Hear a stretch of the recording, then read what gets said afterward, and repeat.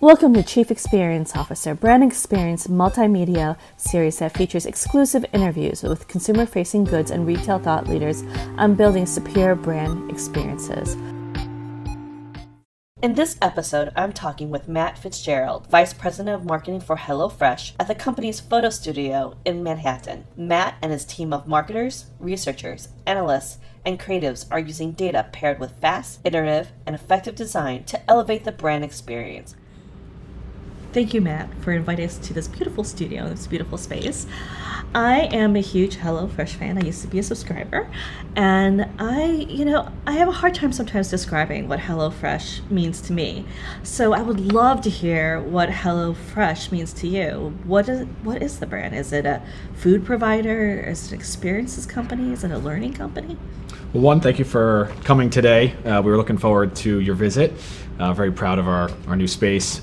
So HelloFresh, the way we think about it is we want to be a full food solutions group.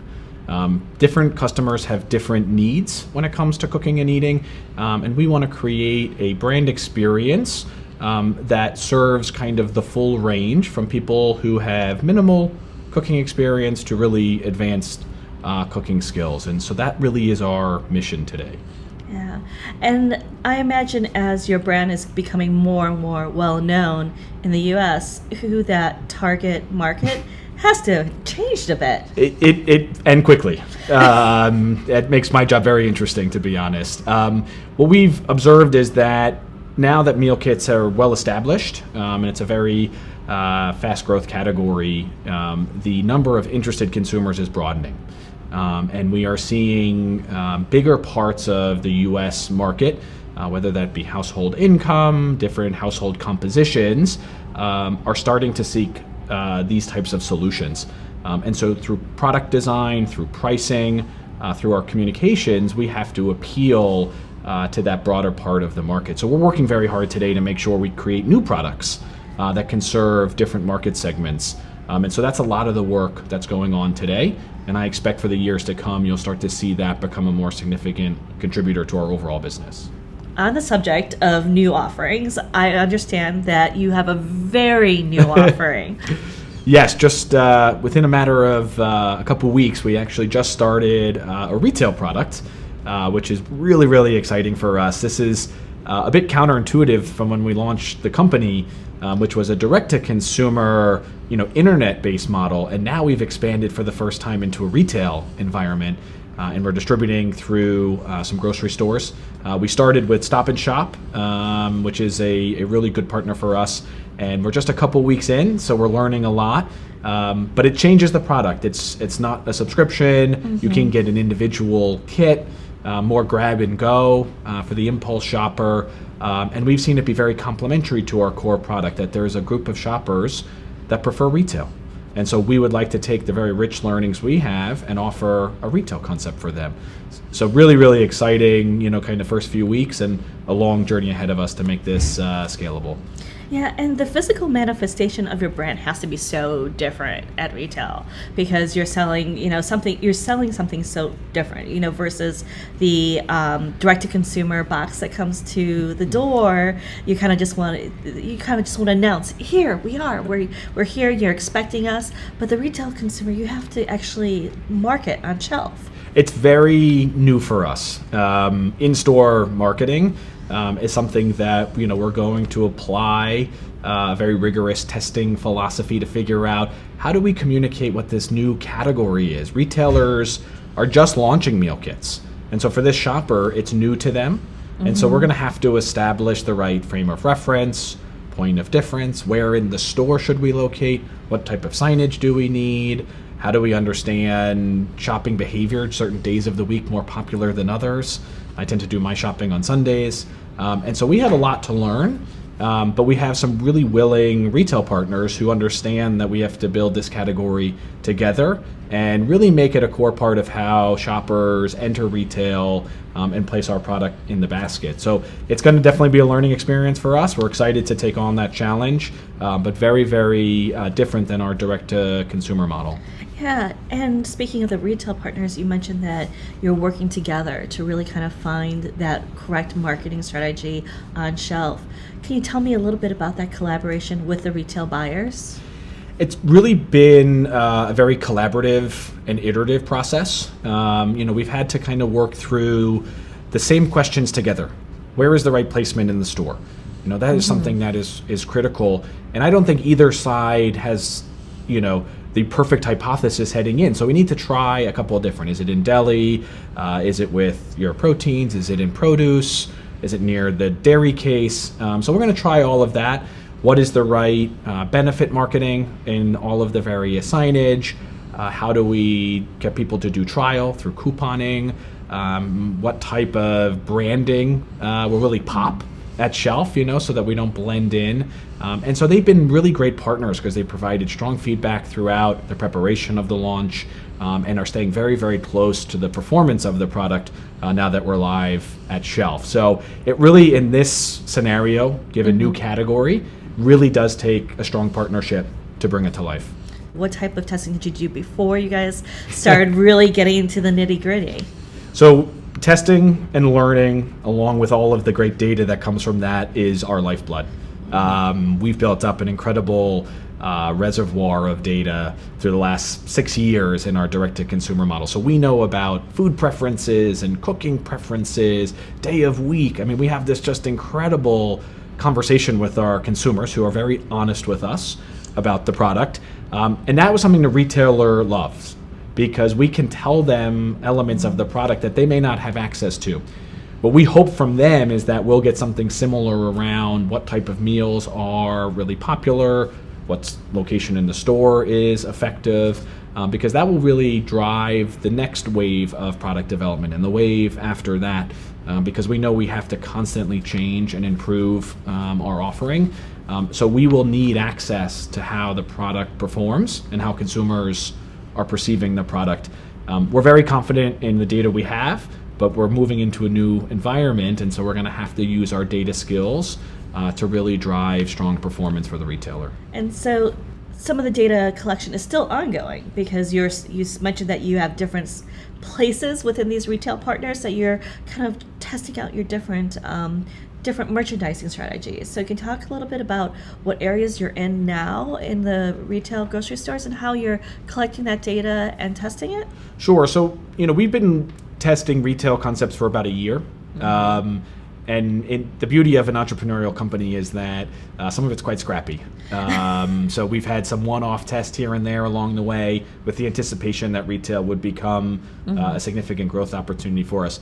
Over that time, we tried produce, we've tried deli, we've tried being with the proteins, and so where we've landed to launch is in deli. So we like to be on the outside of the store with high foot traffic, an area where the retail staff can help answer questions or explain what this new product is. There also are data portals that we have access to, so we can see what product is moving, in what store, in what region, and then start to learn about maybe some culinary preferences that might change if you're in the Mid-Atlantic versus the Northeast. And then we can adapt kind of our SKU list based off of that feedback.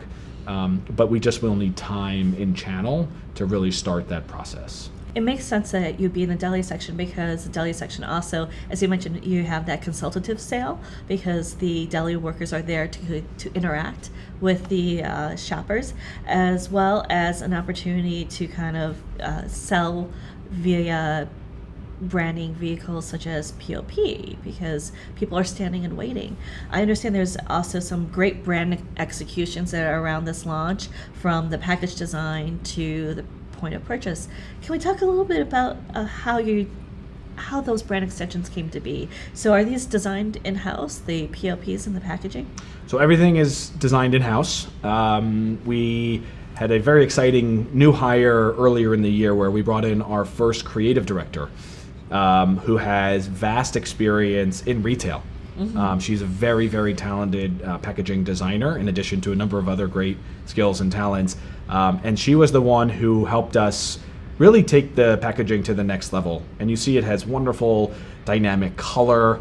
You can really separate the different SKUs, whether it's chicken, beef, fish. She's really able to communicate that. When you see it on shelf, it really stands out. You identify the green with HelloFresh, but then you can see this use of color that creates the boldness and really brings you in. And then there's a lot of elements to communicate on the way to purchase. So banner stands. I was in the store over the weekend. We had big gold balloons to announce almost like a grand opening of a new category. We have some couponing. And it's important that system relates from introduction to education and finally to purchase. So it's a very thoughtful path to purchase. I think it begins the customer experience. It certainly continues when they go home and start cooking. But it was really important for us that system reflected the core HelloFresh brand and its extension into retail. Wonderful. Are you able to continue the type of A/B testing that you're kind of known for on the internet? Something with a different color, just slightly different messaging, and testing that A/B, doing those A/B tests on the internet. You have physical items now and physical banners that have physical costs. So are you doing any testing as far as the brand execution and those little tweaks to design? It is a great question. It is the exact same question our CEO asked me the other day, because we love the testing environment that digital offers. So we will absolutely, once we get through this launch phase, we will begin testing. Now, in retail, it's different. In retail, it may be a subset of stores that are representative of an entire chain or region. And so we'll want to work with our retail partners to identify where we can test, how we can test, the length of time for a test, to see if we can't, one, learn more about the product experience for the retail customer, but also if it's meaningful feedback that we should roll it out to an entire set of stores. So it's going to be important for us to establish those test conditions and test design, and we'll absolutely need the partnership of the retailer to execute that. But that's going to be new to us, and that's exciting. I think actually when something is new for us, it kind of challenges us to be at our best because of where we come from as a digital-based company.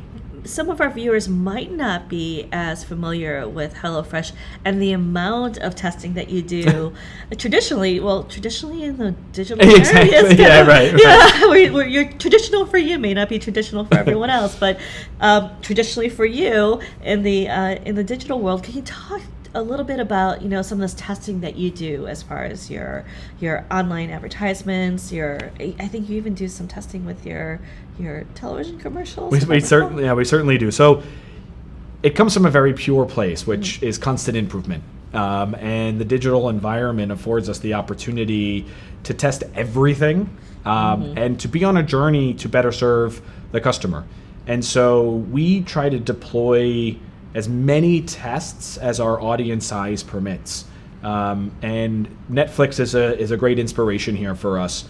They, in a chat with one of our executives, said they can run up to 900 A/B tests a week because of just how many people are engaging with the Netflix platform.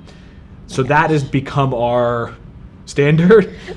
We're not quite there. We might be able to on our website do, a half a dozen a week, and then across our media channels we're able to do, a couple a week as well. But we want to build out a system that can allow us to really understand what variables drive better engagement with our customers. And that is something I tip my cap to our founders. That was important from day one. And that is the only reason we've been able to improve our product over time and to be able to generate the level of engagement we have, with the business. And so absolutely crucial to what we do, and I think will only grow in importance as this category really becomes part of the shopping experience on a weekly basis.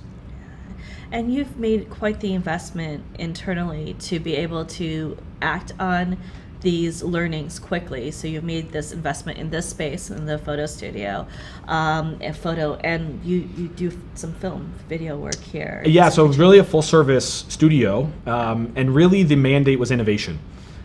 We wanted to be able to, as quickly as we could, be able to offer photography and video that could live on our app, on the site, in our advertising, that would permit us to test our hypotheses.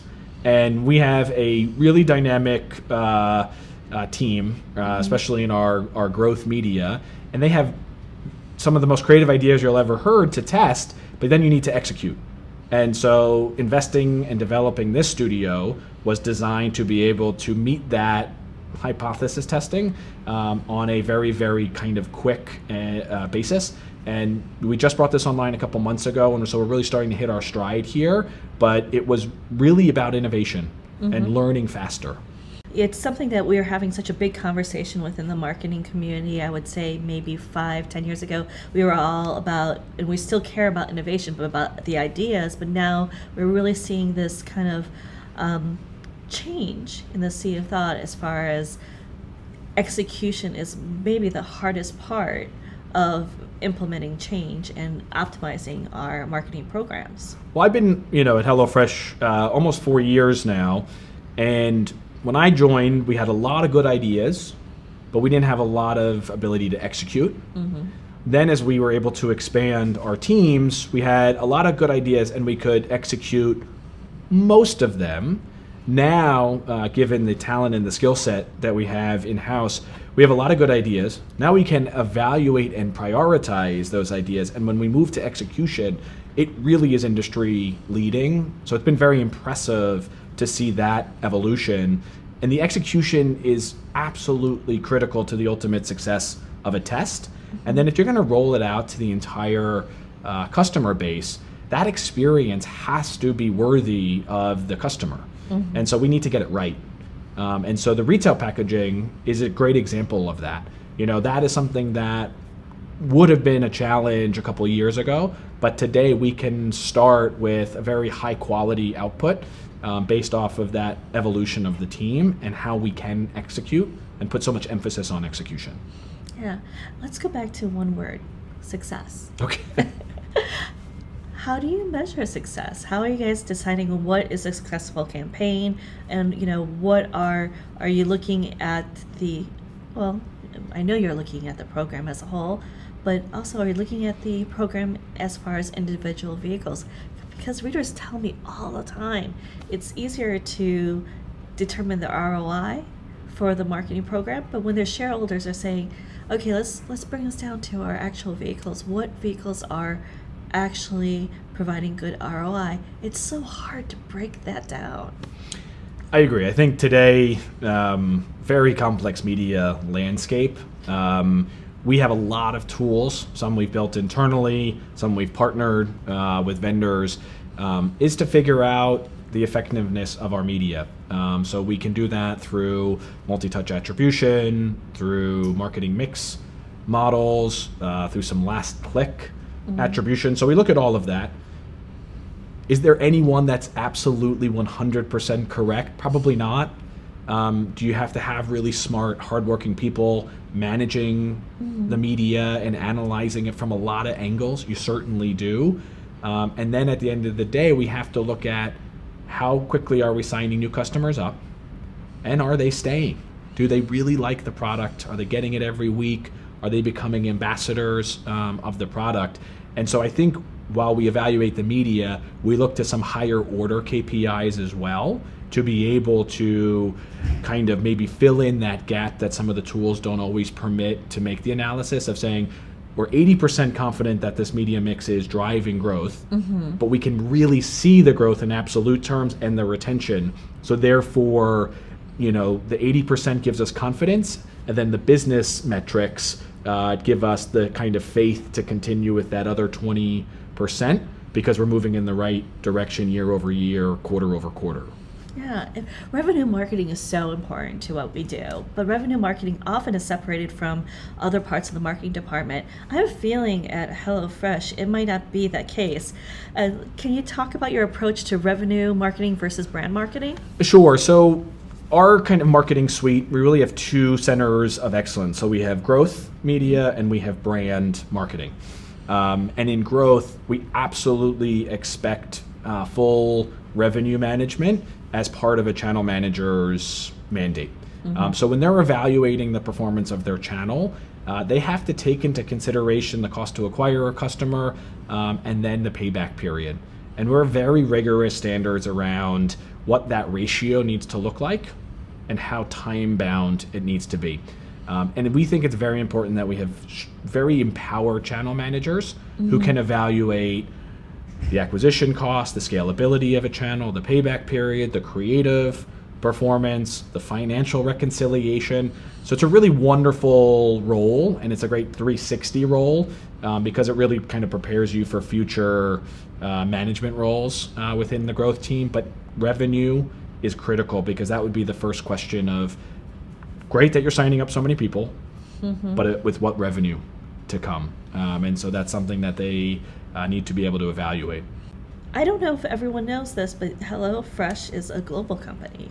How does being part of this large global company help you with collecting that data, really kind of refining that reporting and measuring process? Yeah, we were founded in Berlin in 2011, and one of the amazing insights of our founders was the ability to distribute this business model really throughout Western Europe, as far away as Australia, and then entry into North America. So today we're in about 11 markets. We just opened up France in May, which is a big opportunity for us. And you have to have systems and tools that allow for data collection over such a vast geography. That was something that investment was made very early on, and it's been an amazing competitive advantage because when I go back to the tests that we like to run, we can now run them in 11 unique markets. We can try different product mixes in 11 unique markets. We can start to share that globally so that if we have an idea in the US, our first bit of due diligence might be, well, have we done that anywhere else? And if so, what did they learn?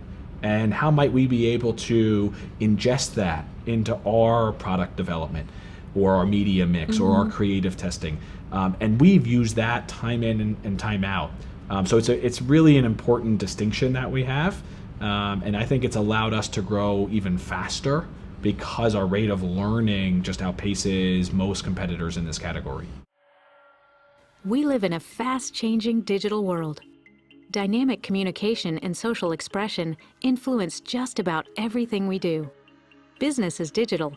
Impact is instant. Brands and customers interact in amazing new ways. From postage stamps to packaging and billboards, HP's Graphic Solutions business is leading these transformations, creating innovative digital print technologies that enable more effective, engaging communication between brands and end users. I often think of when we look at failure, the natural human thing is to kind of, okay, if we're going to accept failure, we'll accept it, we'll celebrate it, and we move on. I think the real courage is to take that measure and learn from it. Like you said, it's, okay, we're going to actually talk about why something didn't work and learn from it, and maybe even tell other people that we failed so that they can maybe learn from it, and let's, as an organization, begin to really be able to capitalize on everything we do. Well, I think you have two choices, right? In the face of failure, you could just say, well, that didn't work. We should never try it again. Or that didn't work. Why? And we have a very honest feedback loop at HelloFresh. It's the only way it would work. And we want to answer the why. What is the root cause? Was it the product fit was wrong? Was the pricing off? Was it a technology issue that we had trouble explaining the product, or the account management? Is it a supply chain that we're not ready to deliver this product? And so we really look at every possible element, and then we try to say, well, those are fixable, addressable problems, and we can then inform whatever the next product might be. So I think it's actually quite important that you spend that time doing the analysis, really understanding the depth of the issue that potentially triggered a failure, and then using that as ammunition for the next attempt. And in the spirit of learning from failure, learning from mistakes, would you share something that maybe failed that you learned from so our audience can learn from that as well? Absolutely. So we have two examples that are top of mind for me. One is a more traditional advertising, and another is in product development. So in advertising, we made a a 30-second TV commercial a couple of years ago. It was called Challenge Accepted. And it was a humorous spot where a couple was leaving for work in the morning, and we're going to prepare dinner that night, and the husband kind of misinterpreted that to go crazy that day to, the farmer's market and the fishmonger, and he ran all over the place trying to get this stuff, and meanwhile his wife had ordered HelloFresh, and easy peasy. Very funny spot. However, it did not work at all. And I think we just failed to establish the right frame of reference and point of difference. So the consumer left the spot saying, well, I'm not entirely sure what HelloFresh is, what they do, and why it's relevant for me. And future spots, we've really been very careful to make sure we did all of those fundamentals to any kind of creative. So that was really a good learning for us, and has kept us, much more focused on communications. Another is in product. In 2017, we launched breakfast on our menu. It was a single meal slot, and it was very confusing for our customers because they were asking, are you offering breakfast now? Are you offering a brunch box? Is this eggs, And what we were offering was breakfast for dinner. So a heartier meal using kind of breakfast ingredients to give you a dinner experience. And the pricing didn't quite work, and the concept was hard to explain, and we just didn't see the take up in that offering. And I think we probably just didn't have enough insight as to how you could take that great cultural insight of breakfast for dinner. I mean, who hasn't had eggs for dinner? But how do you apply it in our concept? And it didn't quite work. So we actually closed that one down. Always under review, but we've focused on other more dinner appropriate recipes, and that really was a very powerful learning for us in terms of how we change our recipes over time. Yeah, and what I love about these two examples are they have these kind of general marketing tenets there. So you have the first one, which is about storytelling. So it's so easy when we're doing storytelling to forget what the audience doesn't know about us. So the commercial is really funny to me too. I haven't seen it, but I just hearing it, it's very funny to me. I know what HelloFresh is. So I totally get the idea, and your marketing team obviously are very familiar with the product, and I could totally see how someone who isn't as familiar wouldn't have got the joke. So it's just absolutely wonderful that you're able to kind of reframe things, and it was a great learning to share with our audience that remember, like, hey guys, remember what you know about your product when you're telling your story isn't what they know. Well, if we look at our brand health metrics at the time, it would have shown that the awareness levels just weren't there yet to maybe take a chance with the brand and maybe lean into something that was a bit more humorous. It was almost slapstick in a kind of a wholesome, cheeky way. But we probably weren't ready for that, or our audience wasn't ready for that. Today, we have better awareness levels. We might be able to push the boundaries a bit more, and I really hope over the next 2 to 3 years we are able to add even more creativity into the brand. But I agree. I think the storytelling was there. We, were excited about the shoot, but I think when we started to distribute it, it just didn't have the response rate. And I think it's to many of the issues that you illuminated. And it was just a very powerful lesson to learn. And I think has made our TV communications much more effective. But we had to go through that, which wasn't a lot of fun at the time, to come out a little stronger on the other side. PrintPack, converting vision into value. At PrintPack, we believe in creating packaging solutions that deliver positive results for your brands. Collaboration at the very beginning of a new product or package design venture is the key to success. Our innovation approach combines your vision with our knowledge of consumer trends to create packaging that enhances your brand and drives your success. In 4 years to have that much growth, though, having those processes in place must have been so hard. What are some tips that you can share as far as like building those processes? Are you having weekly meetings? I understand you're using Slack or some online tools to encourage fast collaboration.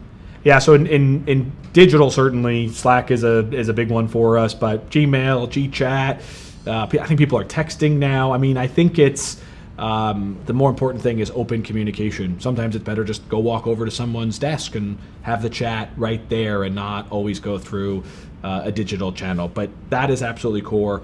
We value a morning stand-up. Let's get the creative team together and let's go through what's in the pipeline. In the photo studio, same thing.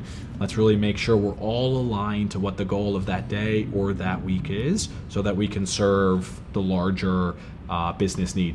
We really try to avoid one-to-many meetings and overly long emails and reports because those just take up time and they're not going to have high impact. And then we really believe in hiring very strong directors in decision-making roles, empowering them and pushing decisions down into the organization so that you can move faster, so that everything doesn't then have to go back up to a VP or a senior management team member and then back down in, because that's slow and bureaucratic. So let's have lean teams that can make decisions, that can really move a project through very quickly. And then once we launch, let's start learning right away and iterating. And that ethos really allows the teams to make quick, rapid decisions to get work done every week and to allow us to advance our KPIs actually fairly quickly. Having this quick collaborative workplace it's got to be difficult to hire for, though. I mean, you've done a lot of hiring. You went from 2 people to a fairly large team. Yes. So, I mean, can you give us some insights into how you're doing this, how you hire and how you onboard people? I really want to know how you onboard people, because that can be, a 90-day process just to get someone in the culture. I agree. So I would say a lot of my time over the last several years has been in recruiting, interviewing, hiring, and onboarding. In our HR department, we have built up a talent team. And so we've really seen an expansion of our recruiting capability in-house, and that has allowed us to pick up the hiring pace.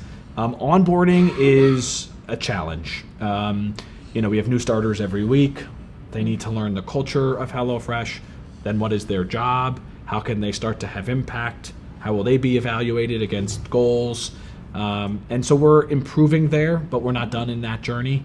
And a lot of it sometimes turns on the individual manager to make sure when they have a new starter that they invest the time to write a roles and responsibilities document, to provide the right guidance through those first few months, to create access to the right stakeholders at the business to learn about HelloFresh and everything we've done historically and ongoing. How do we set ourselves up for success? So we are improving there. I'm not satisfied just yet. I think we still have some work to do there, but the onboarding is critical. I think it takes at least 90 days, if not sometimes closer to 6 months, to really hit your stride. But we go fast. We give you a lot of responsibility right away. And for a lot of new hires, that's exactly what they're looking for. Yeah. And you've actually done some acquisition too. So with the acquisition here, you're acquiring the corporate culture of a different organization. How are you blending the acquisitions culture into yours?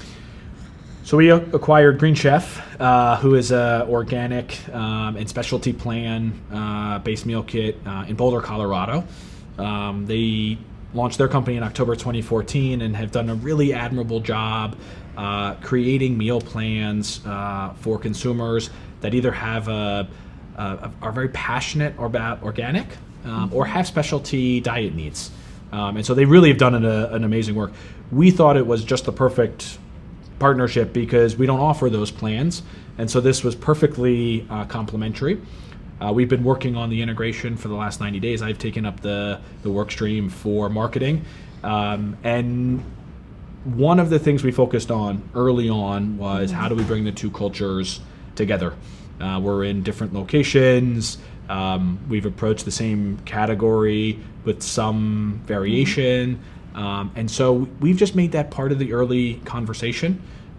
We have, showed them how we approach a similar topic, and we always kind of say, well, how do you do it? How do we do it? Because we might learn from them as well. And so we don't want to just assume we got it right. Where we think there should be uniformity, whether that's around NPS collection, recipe, scores, how we think through what a new customer is and how we think about retaining that new customer. We think there should be some consistency, but that best practice could bubble up from either side. So it's important that our new team members feel that contribution and impact as well. But that takes time, bringing two cultures together. And we want to make sure we do it well. And, that team is excited in Boulder to help us continue to build and recognize they're part of this new innovation wave that's coming, right? Green Chef, they're the biggest innovation along with retail, right? So they need to feel, that heartbeat of innovation as well. And we're investing a lot of time and resources to make this work. So it's early days, but it's very exciting, very new for us. It's off to a quick start, but that culture building is going to be critical. So within Green Chef and within HelloFresh, you mentioned that you have this kind of different approach to the offering, how you develop the offerings. I imagine that also comes with a different approach to collaboration with your ingredient partners. So maybe that kind of can segue into a little bit of a conversation about how you collaborate with your ingredient partners and how much of those partnerships with these premium ingredient companies help brand your company, help brand HelloFresh and Green Chef. Well, good cooking is a lot of times good ingredients, so completely agree with you there.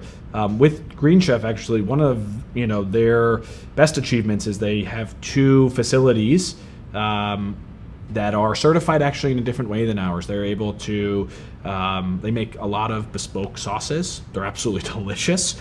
And that's something that was important to how they build their recipes. And so they are able to do that. Their supply chain at times is different than ours, given some of the regulation around organic or some of the specialty diets. So we added their 2 facilities to our 3, giving us 5 now around the U.S.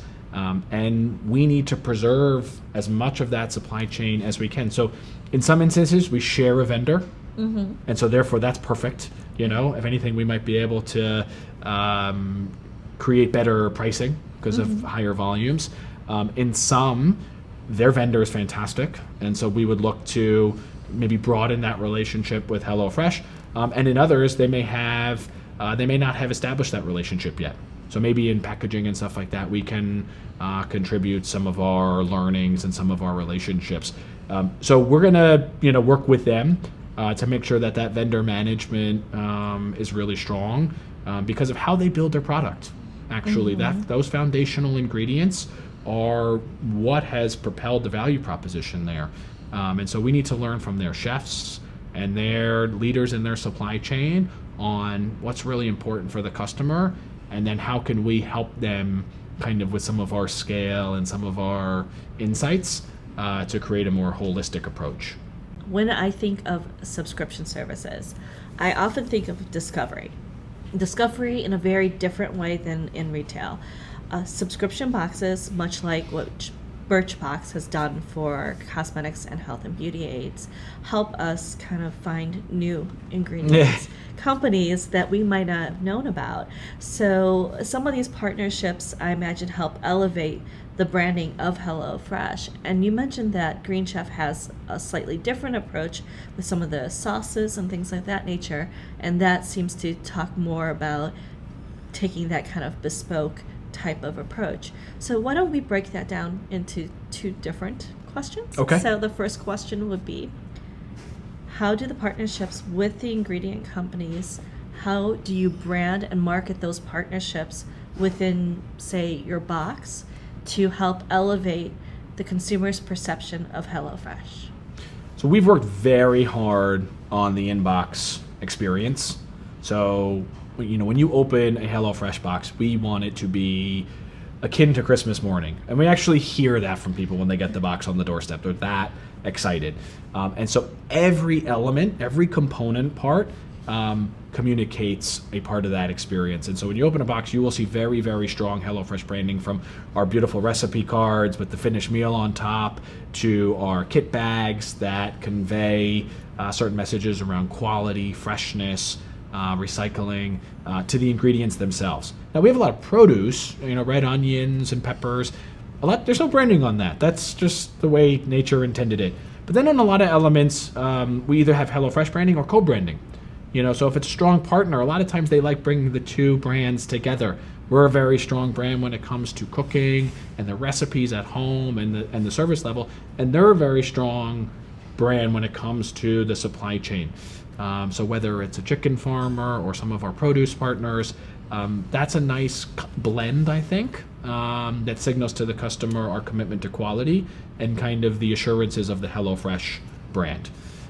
With Green Chef, I actually think it's slightly different, where they've built so much of their messaging around the diets and around the quality that's already there. That's what we've discovered, is that they've really invested a lot of their time into that commitment to the ingredient standard. And I think they've done a really, really nice job developing video content. They have a magazine that goes a lot deeper into the storytelling of their supply chain to build that value of quality.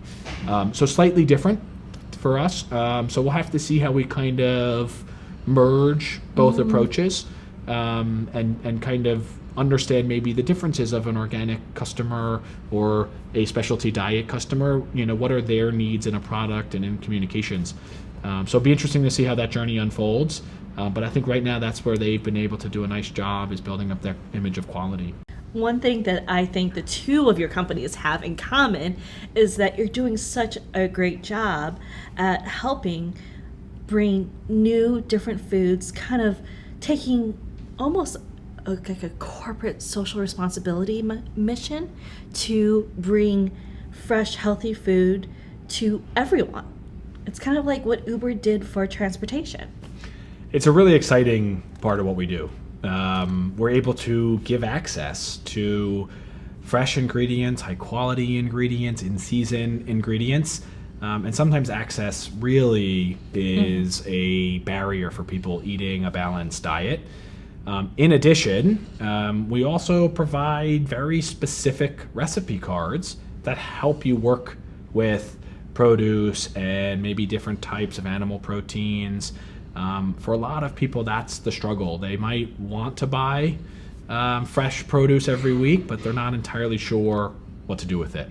And so you really need to be able to deliver both. And that's something that we've been able to achieve both at HelloFresh and at Green Chef. And we know that has to be true to what we do going forward as well. That's why retail is actually so exciting. If it can get closer to your doorstep and you want to go down to the local store and get it, that's a win for both us and for the customer. So I think access and the inspiration and just general knowledge on how to use the ingredients is just really, really important to what we do, and a real social benefit in the end. Yeah. And as a new father, I imagine that it's got to warm your heart to think that you're actually being able to affect how maybe a new eater is going to look at food and nutrition and cuisine in general. Well, I know growing up, I always had to eat everything on my plate. We always had a very classic, a vegetable, a protein, and a starch. Didn't always like it when I was 5, but it gave me very good, I would say, foundation for how I cook and eat today. I hope with my son that we can do that for him as well. And I think services such as HelloFresh can contribute to that, because I think when you're young, you have to try everything, and you have to try the real stuff. And so making you eat greens and fish and everything that, the variety of our growing season allows, I think you should eat growing up and learn about all these new flavors and how to have a balanced diet. I think it's just so important. And I know that HelloFresh and how we present our product can achieve that.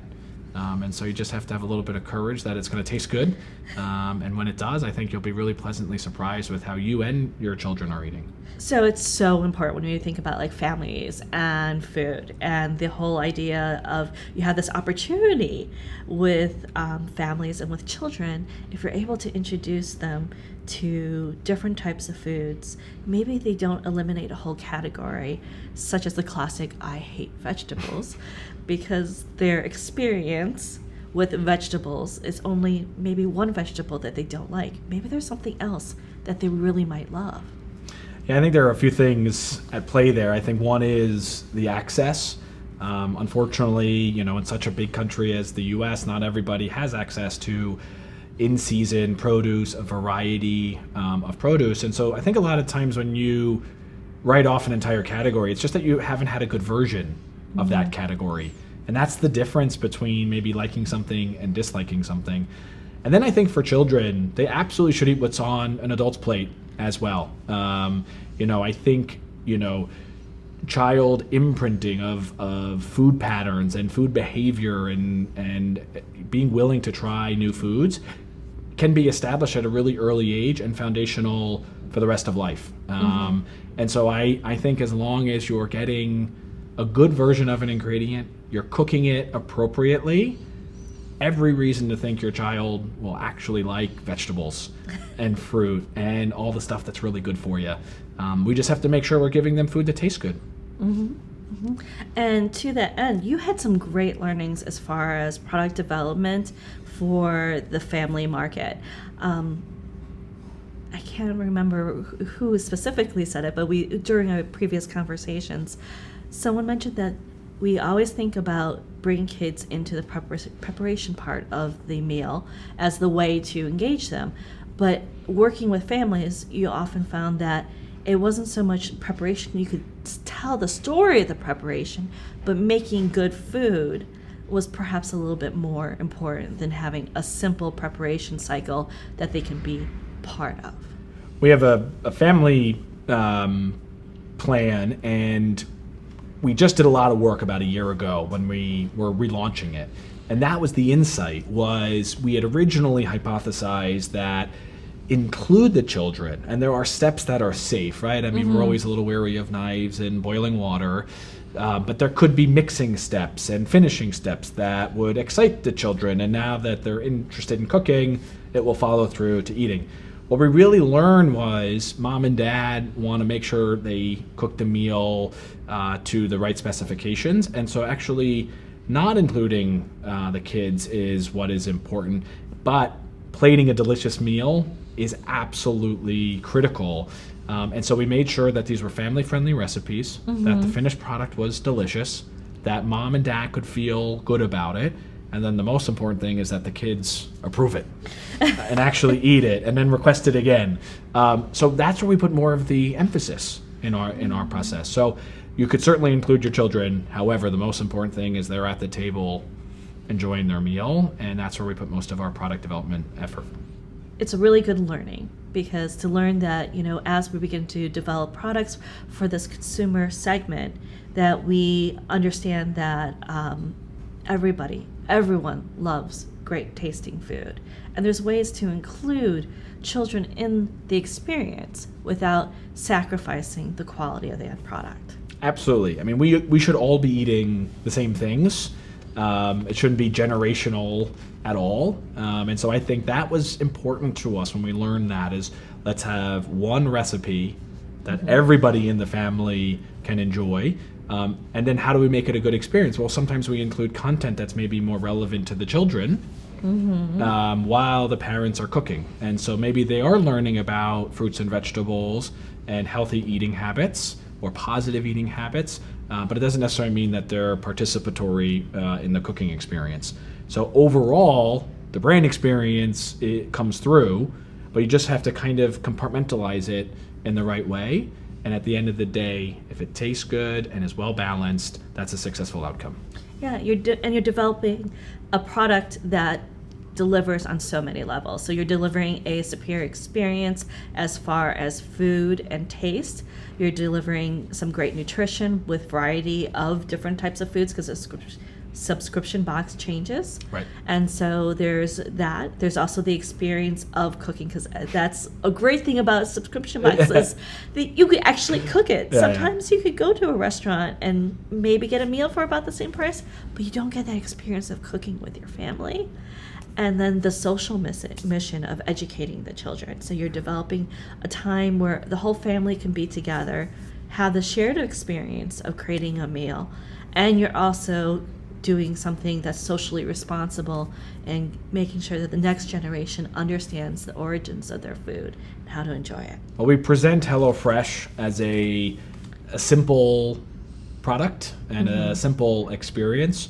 Behind the scenes, it's deceptively complicated. And so that's the hard work that we have to do. We want you to be able to enjoy delicious food, time with your loved ones, simply. We do a lot of work to achieve that in how we package it, how we write the recipes, how we think through the cooking techniques, because it really is a complicated product. And we're asking the consumer to do a lot. But boy, that benefit is so strong when you sit down and eat the meal and connect with the loved ones at home, that it's really worth that effort to distill it into such a simple concept that can be repeated every night.